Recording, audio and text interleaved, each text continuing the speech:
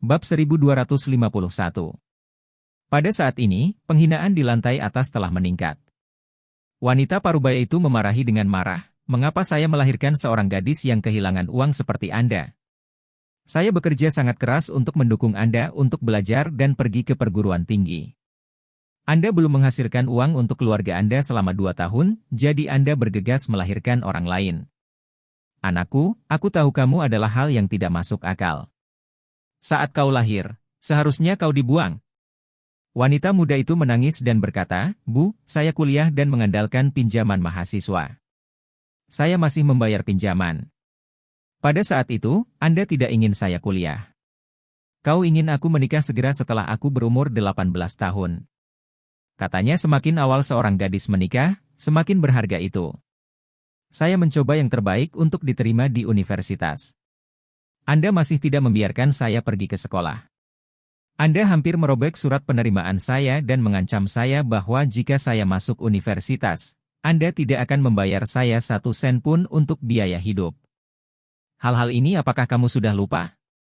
Sekarang kamu bilang kamu bekerja sangat keras untuk membiayai aku kuliah. Apakah Anda sudah memberi saya 1 sen? Wanita parubaya itu memarahi dengan marah, "Nyonya tua melahirkanmu untuk menjadi yang terbesar untukmu. Anda tidak tahu bagaimana harus bersyukur, dan Anda masih berteriak-teriak dengan saya di sini, menolak Anda." Wanita muda itu menangis dan berkata, "Saya tidak ingin membentak Anda, saya hanya ingin bertukar pikiran dengan Anda. 4 tahun saya di perguruan tinggi tidaklah mudah. Semua biaya hidup saya harus bergantung pada saya untuk bekerja dan menghasilkan uang. Tetapi saya adalah seorang gadis yang tidak dalam keadaan sehat dan sering sakit. Sedikit uang yang diperoleh dengan bekerja tidaklah cukup. Di sekolah, jika bukan karena Charden, yang telah membantuku menjaga diriku sendiri, aku mungkin tidak akan bisa lulus sama sekali. Aku mungkin mati kelaparan." Charden tahu tentang situasi keluarga saya saat itu, tetapi dia tidak pernah membenci saya, jadi selama dia bersedia menikah, saya bersedia menikah, meskipun tidak ada hadiah sepeser pun, saya tetap bersedia menikah. Pria parubaya itu memarahi, "Dasar bastard, menurutmu apakah harga pengantin yang harus kamu putuskan? Apakah menurut Anda harga pengantin cocok untuk Anda? Harga pengantin adalah untuk kakakmu membeli rumah. Kakakmu akan menikahi seorang istri dan melahirkan. Anakku, uang ini akan bergantung pada warisan keluarga Jones kita yang lama. Jika kamu tidak memiliki sepeser pun dan kamu menikah seperti ini, tidakkah kamu ingin membuat ibumu dan aku mati?" Gadis muda itu dengan keras kepala berkata, "Tidak peduli apa, aku akan menikahi Charden hari ini, bahkan jika aku naik taksi ke Aurous Hill untuk menikah dengannya, atau bahkan berjalan untuk menikah dengannya, aku akan menikah." Ada suara yang tajam. Pria parubaya itu memarahi dengan marah, "Aku akan membunuhmu, pecundang yang tidak tahu malu. Anda menepuk pantat Anda dan pergi, meninggalkan keluarga kami bertiga di sini. Kami hanyalah sebuah rumah berusia 30 tahun. Adikmu bisa menikah dan punya anak?" Ketika Claire mendengar bahwa dia sudah mulai naik, dia segera menarik Charlie dan berkata, "Ayo cepat pergi." Awalnya, Claire merasa memang tidak pantas bagi keluarga beranggotakan 4 orang ini untuk berdebat tentang diri mereka sebagai orang luar di rumah, dan sekarang agak memalukan untuk naik ke atas. Tapi ketika dia mendengar tangan di atas, dia tidak peduli. Pasangan itu bergegas ke lantai 5, dan Claire segera menampar pintu 501. Setelah beberapa saat, seorang pemuda jahat membuka pintu dan menatap Claire dan Charlie dengan waspada. "Siapa yang kamu cari?" Claire berkata, "Apakah kamu Xia Ofeng?" "Saya Claire, teman sekelas SMA saudara perempuan Anda. Apakah Anda ingat saya?" Mendengar ini, pemuda yang sakit itu langsung berkata dengan terkejut, "Oh, ini Claire. Tentu saja aku mengingatmu. Claire, aku tidak melihatmu selama beberapa tahun, kamu lebih cantik dari sebelumnya." Charlie melihat bahwa anak ini melihat mata istrinya penuh dengan panas terik, dan dia sedikit tidak puas. Dia bertanya pada Claire, "Istri, siapa adik laki-laki ini?" Claire memperkenalkan, "Ini Xia Ofeng, saudara dari teman sekelas Isabella." Bab 1252. Setelah berbicara, dia memperkenalkan Xia Ofeng, "Xia Ofeng, ini suamiku Charlie." "Suami?" Xia Ofeng bertanya dengan heran, "Sister Claire, apakah kamu sudah menikah?" Claire mengangguk dan tersenyum, "Saya telah menikah selama lebih dari 3 tahun. Di mana saudara perempuanmu?" Apakah dia ada di rumah? Pada saat ini, seorang gadis dengan 5 sidik jari merah di wajahnya datang, berpura-pura tersenyum dan berkata, "Kamu di sini begitu cepat." Gadis ini juga cantik dan bertubuh bagus. Dia pasti bisa dianggap sebagai kelas menengah ke atas. Hanya saja gadis tersebut mengenakan gaun pengantin yang sangat murah, bahkan terlihat bagian rendah pada gaun pengantinnya agak lepas. Seorang pria dan seorang wanita keluar dari ruangan itu lagi. Pasangan itu tampak seperti berusia awal 50-an dengan ekspresi dingin. Melihat Claire, mereka bertanya kepada Isabella, siapakah dua orang ini? Mereka datang ke sini untuk apa? Apa yang mereka lakukan? Isabella berkata, Claire adalah teman sekelas SMA saya. Dia pernah ke rumah kita sebelumnya, tapi kalian berdua mungkin sudah lupa.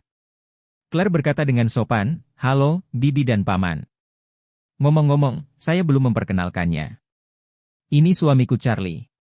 Charlie mengangguk sedikit pada keluarga itu, tanpa berbicara. Wanita parubaya itu bertanya dengan curiga, Isabella, apa artinya mereka berdua datang ke rumah kita? Isabella berkata, aku meminta Claire untuk mengemudi dan membawaku ke Rose Hill. Apa? Wanita parubaya itu mengertakkan gigi dan mengutuk, kamu pecundang benar-benar bertekad untuk menikah dengan bastard itu? Isabella mengangguk, dan berkata dengan keras kepala, jika aku mengambil keputusan, itu tidak akan berubah. Setelah selesai berbicara, dia berkata kepada Claire, Claire, maaf merepotkanmu, kamu melakukan perjalanan khusus sejauh ini. Claire buru-buru berkata, Isabella, apa yang kamu lakukan dengan sopan kepadaku? Isabella tersenyum puas dan berkata, Claire, ini tidak terlalu dini, akan butuh waktu lama untuk mengemudi, atau ayo mulai sekarang. Baik. Claire mengangguk dan berkata, kalau begitu ayo pergi sekarang. Tunggu sebentar. Pada saat ini, pria parubaya dengan wajah galak berdiri di depan Isabella dan berkata dengan dingin, kamu pecundang, semakin banyak kamu berbicara tentang kamu, semakin mampu kamu, kan? Sudah kubilang, bahkan jika Raja Surga ada di sini hari ini, aku tidak bisa membawamu keluar dari pintu ini. Juga, aku sudah menyapa adik iparmu. Dia memiliki kenalan di Departemen Kebidanan dan Ginekologi Rumah Sakit Daerah. Dia juga dapat bekerja lembur untuk membantu operasi pada akhir pekan. Anda akan dengan jujur mengikuti saya ke rumah sakit kabupaten untuk menyingkirkannya, dan jangan berurusan dengan bastard Charden itu mulai sekarang. Mustahil. Isabella berkata dengan tegas, saya tidak bisa membunuh anak saya, dan tidak ada yang bisa menghentikan saya untuk menikahi Charden. Kecuali Charden yang tidak ingin menikahi saya. Sebaliknya, bahkan jika Anda ingin putuskan hubungan dengan saya, dan saya ingin menikah hari ini. Pria parubaya itu segera mengambil penggilas adonan yang setipis pergelangan tangannya, dan mengarahkannya langsung ke wajah Isabella dengan ujung penggilas adonan, dan mengutuk dengan cantusnya, jika kamu berani keluar dari pintu ini, aku akan memukul kakimu. Hancurkan. Bahkan jika kakimu patah, aku bisa menjualmu kepada orang cacat di pedesaan seharga 200,000. Mengatakan apa-apa akan membuatmu murahan untuk Charden itu. Bab 1253. Charlie tidak berbicara sepanjang waktu, tetapi ketika dia melihat ayah Isabella, dia bahkan mengambil rolling pin dan tiba-tiba menjadi marah. Ini tidak lebih dari berbicara kata-kata dingin dan serangan dan penghinaan kepribadian. Bagaimanapun, istrinya yang datang untuk membantu mengirim temannya, bukan untuk mengurus pekerjaan rumah orang lain, jadi yang dia pikirkan hanyalah mengendarai mobil dan pergi dengan cepat untuk menyelesaikan tugas mengirim gadis itu. Namun, melihat 3 orang lainnya, orang tua dan adik laki-laki, seperti Hole, dia benar-benar tidak tertahankan. Jadi dia memblokir istrinya Claire dan Isabella di belakangnya, memandang ayah Isabella, dan berkata dengan dingin, tahukah kamu bahwa semua tindakanmu ilegal? Anda mengganggu pernikahan anak-anak Anda? Kebebasan bertentangan dengan moralitas, serangan pribadi melanggar hukum, niat untuk menjual anak perempuan sekali lagi merupakan tindakan kriminal. Ayah Isabella berkata dengan ekspresi dingin, berapa umurmu? Apa urusan keluarga kami dengan Anda? Sebelum saya mengusir Anda berani berpura-pura berada di rumah saya. Charlie berkata dengan malu, hari ini terpaksa, aku masih berpura-pura. Setelah itu, dia berkata kepada Claire dan Isabella, sudah larut, ayo pergi sekarang, jika ada yang berani berhenti, aku tidak akan memaafkannya. Faktanya, Isabella sekarang sedang terburu-buru, karena jika dia pergi ke hotel yang disiapkan oleh ibu mertuanya dan melewatkan waktu keberuntungan yang dipesan oleh ibu mertuanya, dia pasti akan semakin tidak puas dengannya. Tidak masalah jika ibu mertuanya memberikan wajahnya, intinya, dia tidak ingin dia menekan tunangannya. Faktanya, ibu mertuanya selalu meremehkannya, dan dia telah mati-matian mencegah tunangannya untuk menikahinya, karena keluarga mereka benar-benar merasa bahwa situasi di keluarga mereka terlalu jauh dari mereka dan tidak layak untuk mereka. Keluarga. Namun, sang tunangan berada di bawah tekanan dan berulang kali mengatakan bahwa dia tidak ingin menikah. Kali ini, keduanya menggunakan metode kehamilan pertama tanpa nikah untuk bisa menikah. Akhirnya, dianggap sebagai kompromi dengan mertua. Oleh karena itu, tidak masalah jika mertua sedikit mempermalukannya. Selama hari ini, dia akan bisa bersama tunangannya dengan itikat baik. Jadi dia dengan serius berkata kepada orang tua dan saudara laki-lakinya, "Saya tahu Anda sangat tidak puas dengan saya, tetapi selama 2 dekade terakhir, saya selalu mematuhi instruksi Anda, mematuhi keinginan Anda, dan memperhitungkan perasaan Anda. Satu-satunya hal saya yang tidak mengikuti Anda adalah memasuki universitas. Sekarang, ini kedua kalinya saya tidak mengikuti Anda. Saya harap Anda dapat mempertimbangkannya untuk saya. Bagaimanapun, saya juga manusia, bukan aset dan alat keluarga Jones. Saya juga mengejar kebahagiaan." "Baik. Kamu mengejar omong kosong." Ayah Isabella berteriak dengan marah, "Aku tidak akan pernah mengizinkanmu keluar dari pintu ini hari ini." Charlie berkata dengan dingin, "Kamu tidak memenuhi syarat untuk menghentikan masalah ini hari ini. Anda berani berhenti dan mencoba." Kakak Isabella berteriak dengan marah, "Demen! Dia tidak akan membiarkanku menikah, lalu dia bahkan tidak ingin menikah. Kau orang luar minggir, berhati-hatilah karena aku ingin membunuhmu." Charlie mengangkat tangannya dan menamparnya dengan tajam, menamparnya ke tanah dengan tamparan, dan berbalik beberapa kali. Ketika ayah Isabella melihat bahwa putranya yang berharga telah dipukuli, dia mengertakkan gigi dan mengambil penggilas adonan, dan membanting kepala Charlie. "Keluarga Jones kami memiliki satu izin untuk beberapa generasi. Jika kamu berani mengalahkan anakku, aku akan membunuhmu." Melihat kekuatan lawan yang menghancurkan Charlie, Claire cukup besar untuk menghancurkan kepala seseorang, dan berkata dengan gugup, "Charlie, hati-hati." Charlie tidak bergerak, hanya melihat rolling pin yang mendekat. Detik berikutnya, dia melambaikan tangannya dengan keras, dan langsung memotong rolling pin kayu tebal itu dengan tangan kosong. Bab 1254. Ayah Isabella menggunakan semua kekuatannya dan merasa bahwa tongkat itu mengenai baja keras. Kemudian, getaran keras keluar dari mulut harimau. Ia segera melepaskan tangannya dan memeluk dirinya sendiri karena kesakitan. Menjerit di pergelangan tangannya. "Lihat rolling pin-nya, sudah pecah jadi 2. Ini mengejutkan ayah Isabella." Penggiling adonan yang keras juga dapat dipotong dengan tangan, dan pihak lain tampaknya tidak memiliki apa-apa. Orang ini terlihat seperti seorang praktisi. Bagaimana dia bisa mendapatkan karakter seperti itu? Jika dia membuat dirinya sendiri gegar otak dengan pukulan, dia akan menemukan seseorang yang masuk akal. Bagaimanapun, dia hanyalah pengumban tua tanpa uang dan tidak memiliki kekuasaan. Setelah dipukuli, tidak ada cara menemukan seseorang untuk membantu membalas dendam. Memikirkan hal ini, dia tidak bisa membantu tetapi menjadi cemburu pada Charlie. Melihat bahwa dia takut untuk melangkah maju, Charlie berkata kepada Claire dan Isabella, "Ayo pergi."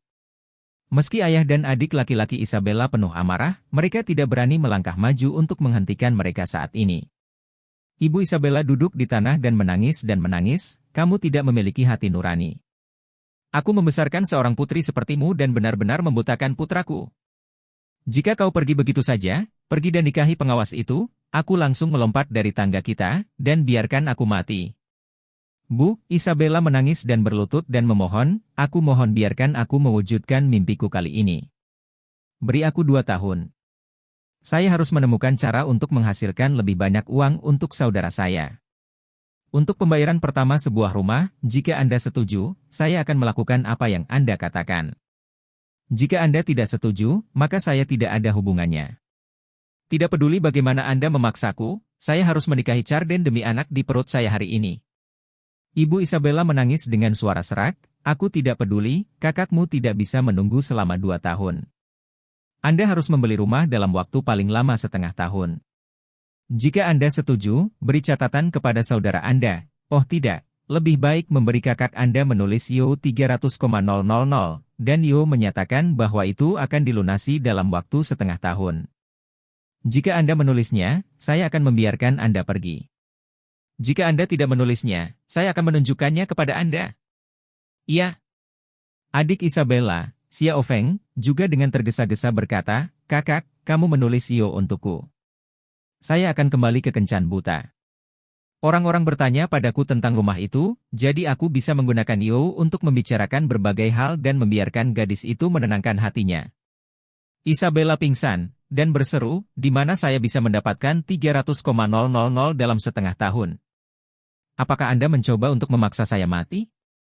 Ibu Isabella berteriak, jika kami tidak memaksa kamu, bagaimana kami bisa tahu seberapa baik kamu? Bagaimanapun, Anda harus menulis 300,000 Yo ini hari ini, atau jika Anda tidak menulisnya. Mustahil. Isabella benar-benar menyerah, berdiri, dan berkata dengan hampa, aku tidak bisa hidup untukmu untuk segalanya. Karena Anda tidak setuju dengan solusi saya, lupakan saja dan saya tidak akan mendukung Anda. Setelah dia selesai berbicara, dia kejam dan berkata pada Claire, Claire, ayo pergi. Claire mengangguk dan membawanya menuruni tangga. Charlie mengikuti di belakang, menatap keluarga 3 orang itu. Kedua pria itu tidak berani maju. Wanita itu melihat Isabella benar-benar pergi, jadi dia menangis dan berkata, hal-hal yang tidak memiliki hati nurani, pergi, dan aku akan melompat ke sini saat kamu pergi. Kamu menunggu. Kumpulkan mayatnya. Kali ini, Isabella tidak menoleh ke belakang, juga tidak menyeka air mata yang terus jatuh. Setelah mereka bertiga turun, Xiao Feng berkata dengan cemas, ayah, bu, dia baru saja menikah seperti ini, apa yang bisa saya lakukan? Jika saya tidak bisa meminta istri, maka saya akan mati. Begitu Ibu Isabella mendengar ini, dia segera bangkit dari tanah, mengabaikan kotoran di A-nya, mengertakkan gigi dan berkata, ayo. Bahkan jika saya harus berbaring di bawah kemudi hari ini, saya akan menghentikannya. Bab 1255. Saat Charlie dan Claire mengajak Isabella keluar dari komunitas, Isabella masih menyeka air mata. Claire selalu menghibur, tapi Charlie tidak maju dengan bijaksana. Ketika mereka keluar dari komunitas, kedua orang itu memarkir 2 supercar di pinggir jalan, dan orang-orang yang lewat yang sedang berkompetisi untuk berfoto mengelilingi mereka. Charlie melangkah maju untuk memisahkan kerumunan di depan Aston Martin, dan kemudian membuka pintu penumpang untuk membiarkan Isabella duduk lebih dulu. Melihat Aston Martin 177 di depannya, Isabella tercengang. Dia bertanya dengan heran, Claire, mobil ini. Claire tersenyum dan berkata, suamiku meminta temannya untuk meminjam ini. Jangan khawatir, 2 supercar ini akan mengantarmu ke rumah mertuamu, dan mereka pasti akan menyelamatkanmu. Isabella berkata dengan perasaan bersalah, Claire, maksud saya BMW Anda sudah sangat bagus saat saya melihatnya. Saya tidak berharap Anda menemukan seorang teman untuk meminjam mobil untuk saya, dan mengambil bantuan di depan dan belakang. Betapa malu.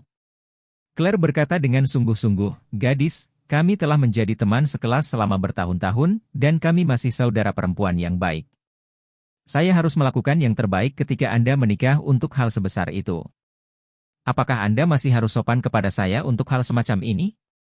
Dengan itu, dia menepuk bahu Isabella dan tersenyum, oke, jangan terlalu sopan. Cepat masuk ke dalam mobil, kita harus kembali, kalau tidak maka akan terlambat. Isabella mengangguk ringan dengan mata merah, dan berkata dengan serius, Claire, terima kasih. Claire memberinya senyuman menghibur, lalu membantunya dan duduk di Aston Martin ini. Pada saat ini, keluarga Isabella yang menyerbu tiba-tiba melihat mereka dan bergegas menghampiri. Melihat pihak lain mengendarai 2 mobil yang tampak aneh, Ibu Isabella buru-buru berkata kepada suaminya, kamu berbaring di depan dan aku berbaring di belakang. Ayah Isabella mengangguk, lalu pasangan itu berbaring di bawah kemudi satu demi satu.